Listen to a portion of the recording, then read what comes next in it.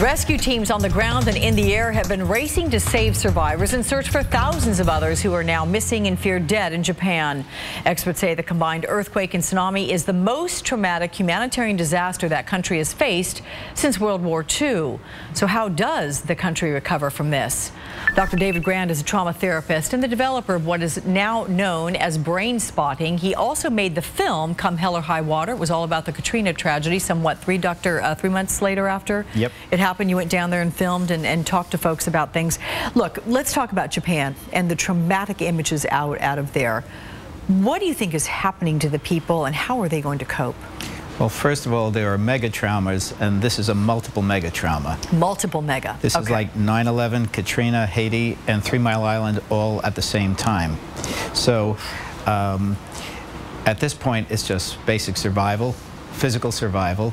The psychological survival part comes later, but we are creatures of great adaptation, and the brain knows how to adapt to this, just coming from our survival mechanisms.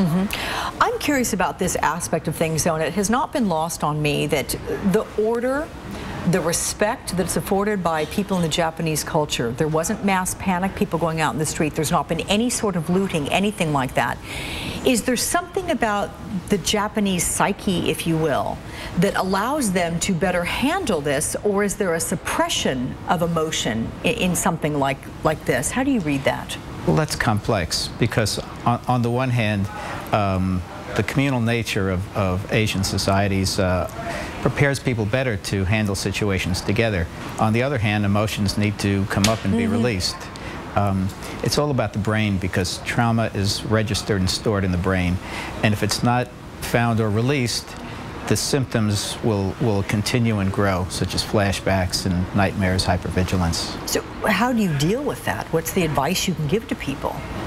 Well, right now it's just survival and recovery. Right now. Trauma treatment really, at this point, is more directed for rescue workers to help them to continue to do their jobs.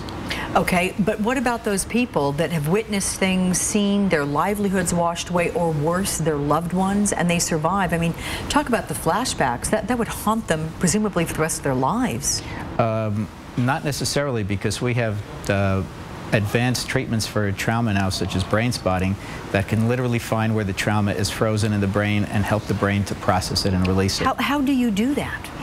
Well, brain spotting is very interesting, because where you look affects how you feel.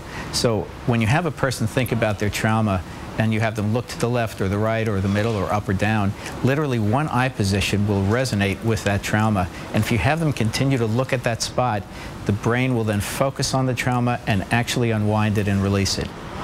That is quite extraordinary. Yes, and it is. Is this the kind of thing that you think will be utilized over in Japan? I mean, it's a fairly novel concept developed by you, correct? Yes. Well, we've trained therapists around the world as well as around the United States in brain spotting, so I'm sure it's going to be one of the treatments that's going to be brought to bear.